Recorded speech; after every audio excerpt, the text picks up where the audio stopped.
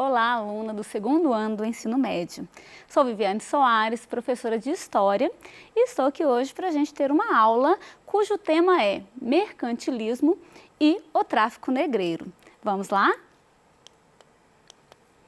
Na aula de hoje, vamos estudar um pouco sobre o mercantilismo e a sua relação com o tráfico de pessoas.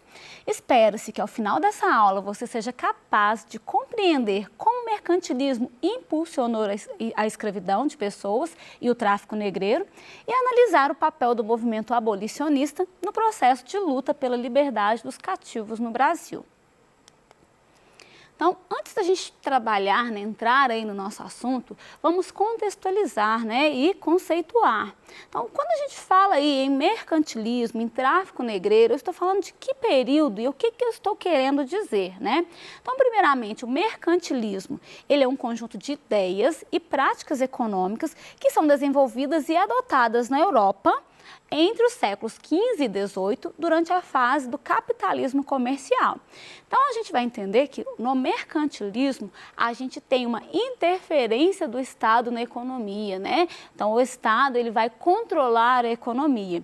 Então, são princípios básicos para que esse Estado se fortaleça e consiga uma acumulação maior de capital. E o tráfico negreiro, ele refere-se à migração forçada de povos, de negros africanos que vêm para a América, e em sua maioria, em grande parte, eles vêm para o Brasil, para ser aí, atuar como força de trabalho. Vamos tratar então um pouquinho sobre o mercantilismo, como que ele funcionava e quais as práticas adotadas por esses estados que seguem o mercantilismo como política econômica. Então, olha, os objetivos do mercantilismo eram acumular ouro e prata e fortalecer o poder real. Então, nesse período que a gente está trabalhando, o poder de um rei, o poder de um governo, ele era medido pela quantidade de metais que possuía. Por isso, esse desejo, essa necessidade de conquistar mais ouro, de ter mais prata, E ao possuir mais metais, isso significava imediatamente que o governante possuía mais poderes, Então, era uma forma de fortalecer aquele Estado. E quais os meios para conseguir isso? Então, nós temos aí o protecionismo, que são práticas que vão tentar proteger aí a economia nacional, o produto aí daquele país. Então, são colocar impostos para a entrada de produto estrangeiro, facilitar o acesso aos produtos daquele próprio país. Então, isso está dentro dessa política protecionista. A palavra já diz mesmo, de proteção por parte do governo. Balança comercial favorável, é buscar um equilíbrio. Quanto que o país compra de outro país? Quanto que ele vende para outro país? Então, a gente diz que uma balança comercial ela está favorável quando o que pesa mais nessa balança é a venda. Então, o país ele precisa vender mais e comprar menos. Assim, nós temos uma balança favorável. Então, havia aí uma preocupação muito grande dos estados em garantir um aumento na exportação e uma limitação na importação. A gente tem também a pirataria, que vai ser um dos meios, E a gente pode falar de outros meios também, que é aí a busca de colônias, incentivo às manufaturas. Então, tudo isso faz parte desse processo, desse conjunto aí de ideias que define o mercantilismo, que é uma política econômica adotada pelos estados absolutistas, visando aí o fortalecimento, o crescimento econômico desses estados.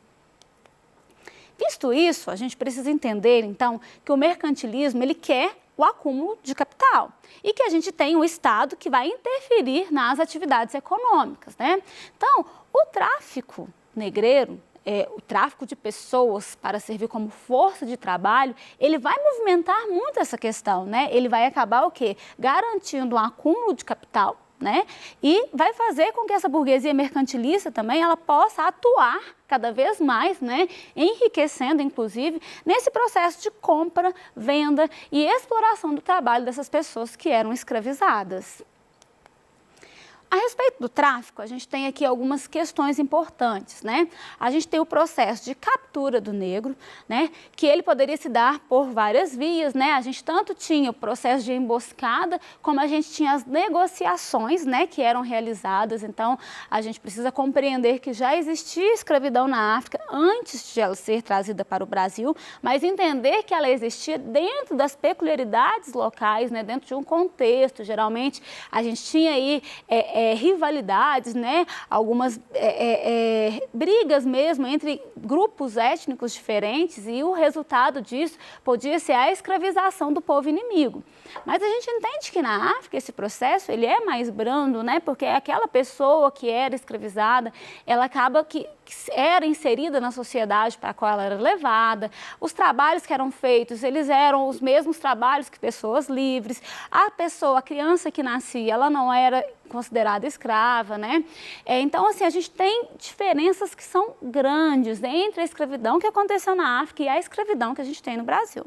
Mas o fato é que a existência dessa rivalidade, né, a existência dessas brigas e a captura de pessoas, ela serviu, né, como uma forma de conseguir mais pessoas escravizadas para trazer para o Brasil. Logo, logo, nós vamos ver que governantes eles percebem as guerras como um potencial para conseguir mais mercadorias. Eu coloco dentro de todas as aspas possíveis, porque eu estou falando da forma como esses traficantes viam as pessoas que eram escravizadas. Então, eles entendiam as disputas como um meio de conseguir mais pessoas e ter mais lucros, né? Então, a gente tem aí a questão da comercialização, que é muito forte, então, nesse período, e a gente tem o uso desse processo, né, como um instrumento de controle mesmo, né, e desse comércio mesmo. Então, aqueles que tinham acesso, que buscavam pessoas, né, que traziam aí pessoas à força da África para o Brasil, eles tinham um controle muito grande sobre isso, né, e, consequentemente, eles tinham altos lucros, porque era um negócio muito rentável, né. Por isso que a gente entende aí o tráfico negreiro como parte aí dessas ideias mercantilistas, né, como que ele contribui aí nessa questão de acumulação de riquezas, seja pelo tráfico, seja pela exploração do trabalho. Bom, então a gente pode concluir que o tráfico ele atendia à exigência de um sistema colonial e do mercantilismo, né? Então, ele atendia aí a questão do trabalho, do desenvolvimento da colônia e também daquela questão aí de acumulação de capital, né? Daquelas ideias presentes no mercantilismo e, ao mesmo tempo, ele gerava uma via de comércio muito grande, né? Que fazia com que a metrópole conseguisse essa acumulação de capital que eu estou comentando aí. Bom, como que funcionava? Qual era o funcionamento desse tráfico que gerava aí altos lucros, né, para quem participava disso aí? Então, a gente tem os portugueses que já tinham o hábito, né, eles já conheciam a utilização da mão de obra forçada, né, antes mesmo de trazer para o Brasil, eles já utilizavam em outros territórios deles, né? A partir do século XV, então, eles vão estabelecer feitorias na América. Então, são locais, né, que eles tinham aí como uns postos de comercialização. Nessas feitorias, eles conseguiam fazer acordos com as pessoas na África, né, com reinos mesmo, acordos diplomáticos ali, em que eles garantiriam fornecimento, né, de pessoas para serem escravizadas, né, e receberiam em troca algumas coisas que eram oferecidas pelos portugueses. Então, o que vai acentuar, né, a utilização da mão de obra escrava no Brasil? É a produção açucareira. Nós vamos ver que ela vai trazer aí uma demanda muito maior por mão de obra, né? Então, por isso, uma utilização maior aí dos escravizados, né? E o tráfico, ele vai acabar aumentando e vai acentuar também as guerras que aconteciam na África. Então, se antes a gente tinha rivalidades e guerras por uma série de questões, né, que eram étnicas, que eram culturais, que eram por territórios, mas que acontecia ali na África, agora a gente tem um outro fator que vai ser um estimulante para essa guerra, que é o tráfico. Ou seja, incentivava-se as guerras e as guerras passam a ter como objetivos a captura de escravizados, né, de prisioneiros, vamos dizer, para ser escravizados. Antes não era esse o principal objetivo, né? Fazer prisioneiro era uma consequência daquele processo de guerra. Agora, com esse incentivo, a gente vai entender que havia aí uma maior necessidade de guerra para conseguir uma maior quantidade de pessoas prisioneiras para serem comercializadas, né? Além das guerras, a gente tinha também as emboscadas, que eram formas aí de conseguir escravizados. Essas pessoas, elas eram trocadas por alguns produtos, como tabaco, cachaça, pólvora, né? E trazidos para o Brasil, para a América, né, como um todo, em um processo que era totalmente desumano, né, sem condições de higiene, sem condições de saúde, um processo forçado aí. Nós temos aqui as principais rotas, é importante a gente observar que nós temos aí pessoas saindo da África para serem escravizadas em várias regiões, né? A gente vê aí, se a gente olhar mais para o norte, indo para a região aí da Ásia, da Europa, né? Mas a gente consegue observar que o número que vem, né, pelas setas, a gente consegue ver que há um fluxo muito grande para a América. E em dados estatísticos, a gente percebe que o Brasil é o maior receptor dessas pessoas para serem escravizadas. Bom, então, como eu falei, né, a gente é a região que mais recebe essas pessoas e há uma preferência aí muito grande por grupos, né, diferentes, ou seja, de etnias diferentes, de cultura diferente, porque era uma forma de dificultar a associação desses grupos e dificultar também a fuga, né? E aí a gente entende que dentro desse processo você acaba, né, separando o que era unido e unindo o que era separado, né? Então você coloca povos diferentes para conviver. Não, isso aí, gente, é mais uma questão que a gente levanta, né, a respeito do desconsiderar a cultura do outro, o direito do outro, né? Como que isso aí vai arrasar a vida dessas pessoas e a dificuldade que elas têm de se associar e de se fortalecer. Mas é importante a gente pensar que, apesar de tudo isso, nós tivemos vários movimentos de resistência, né? A gente tem aí de várias formas individuais e coletivas que esses escravizados, eles deixam aí muito claro, né, que não vão aceitar, né, aquela imposição de trabalho forçado. Bom, para a gente pensar a respeito dos gastos, né? Como que era para a pessoa que comprava aí, então, uma pessoa escravizada? O que ela tinha de gasto? Só para a gente entender como é que isso movimentava um sistema mercantil, como que isso causava, né, gerava acumulação de capital. Para a gente entender aí, dentro desse processo aí de escravização, o valor de uma pessoa escravizada para ser recuperado, gastava-se 18 meses de trabalho. Então, era preciso aquela pessoa trabalhar por 18 meses para aquele que comprou, né, ter recuperado aí o que ele gastou para ter esse escravizado. Depois de 18 meses é que eles começavam a ver de fato ali o fruto do trabalho como um lucro para quem possuía o escravizado. Isso mais no início, né? A gente vai ver que depois do século XVIII, como que essa questão dos gastos, eles vão aumentar. Então, o que se gastava para conseguir uma pessoa escravizada, né, ia semelhante a 30 meses de trabalho, né? Então, era mais de 2 anos de trabalho daquela pessoa para compensar o que gastou para se ter, né, aquela pessoa ali como uma força de trabalho escravizado, né, de trabalho forçado.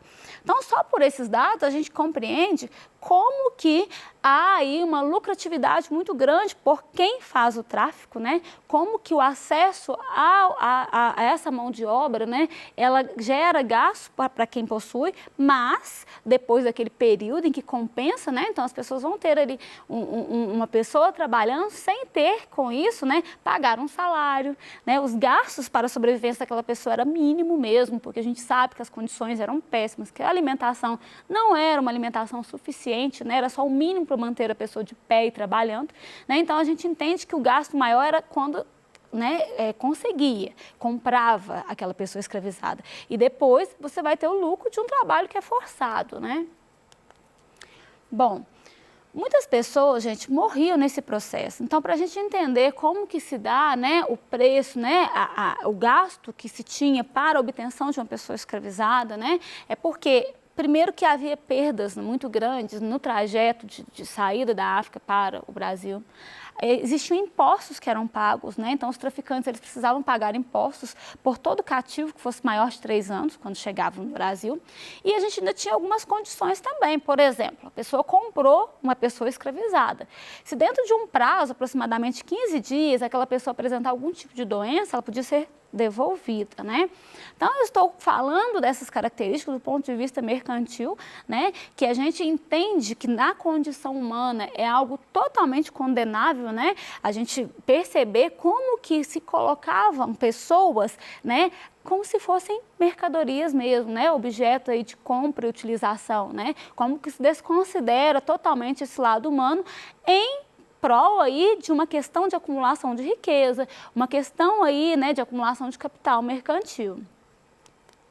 Bom, a gente tem outros fatores que vão ajudar a gente a compreender como é que cada vez mais vai se dificultar aí, né, a vinda, né, forçada aí desses escravizados. Então, a gente tem a Lei Eusébio de Queiroz, que é uma lei que ela é feita devido a pressões que a Inglaterra já fazia, né, com o Brasil para que abolisse a escravização. Então, essa lei, ela é decretada em 1850 e ela define que o tráfico ele é proibido, né? Então, a gente não poderia mais ter tráfico. Então, ela é fruto dessas pressões da Inglaterra e aí, então, uma resposta do Brasil a essas pressões é a criação da Lei Eusébio de Queiroz, né? Aí a gente sabe que a importação de pessoas para trabalhar como escravizados, ela passa a ser vista como pirataria. Por isso, ela está sujeita à punição, né, a penalidades. Então, se fosse pego um navio transportando, né, pessoas aí para serem escravizadas, o escravizado ele seria devolvido ao seu lugar de origem, se aquilo fosse possível. Se não fosse possível, ele ficaria sob a tutela do Estado, né? E os envolvidos, eles sofreriam as penalidades que estavam previstas. Então, a gente entende que a Lei Eusébio de Queiroz, ela dá uma barrada, né, nesse processo aí de tráfico. Mas vamos pensar nessa lei aí. Com a Lei Eusébio de Queiroz, a escravidão acabou? O que você acha? Sim? A escravidão, né, ela acabou porque os riscos eram muito grandes, né, porque aí diminuísse a demanda por escravizados, já que eles se encareceram? Ou você acha que não? Que o valor encareceu muito, mas o tráfico e a escravidão permaneceram? Pensem comigo, a Lei Eusébio de Queiroz põe fim ou não põe fim, né?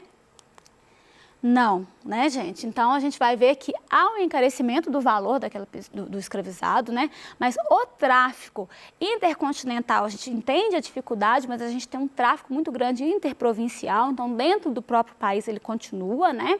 A gente sabe que gradativamente ele vai diminuindo, principalmente o intercontinental, mas aí a gente precisa de um processo maior. E a escravidão, ela não termina com essa lei, porque a lei, ela põe fim ao tráfico, então não pode vir mais, né? Mas os que estão aqui, eles permanecem como escravos. Bom, o comércio interno ele vai crescer muito por causa disso, né? Então, se não traz escravo, a solução é comercializar entre aqueles que já existiam, né, no Brasil. Bom, gradativamente a gente vai entender que esse processo aí, que esse tráfico, ele vai, né, diminuir. No ano de 1888 a gente chega, né, à abolição, que é um processo de muitas lutas, né? E nós temos aqui algumas leis abolicionistas que em outras aulas a gente já teve oportunidade de falar sobre elas, né? Que a gente entende aqui elas como caminhos, né, degraus aí para que se chegue até a abolição, que é a lei do ventre livre, né, que declarava que as crianças que nascessem após essa lei seriam livres, a lei do sexagenário, que os escravos idosos também seriam libertos, e a Lei Áurea, por fim. A gente sabe que todas essas leis têm limitações, inclusive a Lei Áurea, que embora declara o fim da escravidão, não repara todos os danos, né, que a escravidão gerou. Então, a gente sabe que é um processo que a Lei Áurea culmina com a libertação, mas é um processo ainda de muita luta a partir daí, né? Uma questão muito importante para a gente tratar é o movimento abolicionista, que vai ser aí, além da influência externa, né, da Inglaterra, a gente entende que o movimento abolicionista ele é muito forte dentro do Brasil e vai contribuir. Então, a gente tinha pessoas de várias classes sociais que atuaram aí contra a escravização de pessoas, né? A resistência à escravidão, né, por parte mesmo dos escravizados também faz parte desse movimento abolicionista.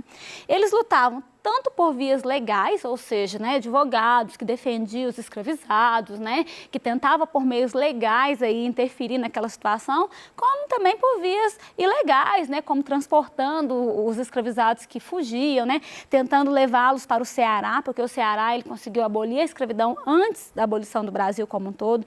Então esse era um ponto importante, tentar tirar a pessoa de qualquer outra região e levar para o Ceará, porque lá ela estaria livre. Não são movimentos que vão acontecer por parte dos abolicionistas, né? E como fica após a abolição? Então, a gente sabe que a falta de acesso à terra, a gente sabe que há falta de acesso à educação, né? Que há falta de oportunidade, que há marginalização. Nós já até falamos sobre isso em outras aulas. Então é importante a gente entender que há um limite muito grande. Não ficou tudo resolvido. Ainda há muita luta, ainda há muito por se resolver, né?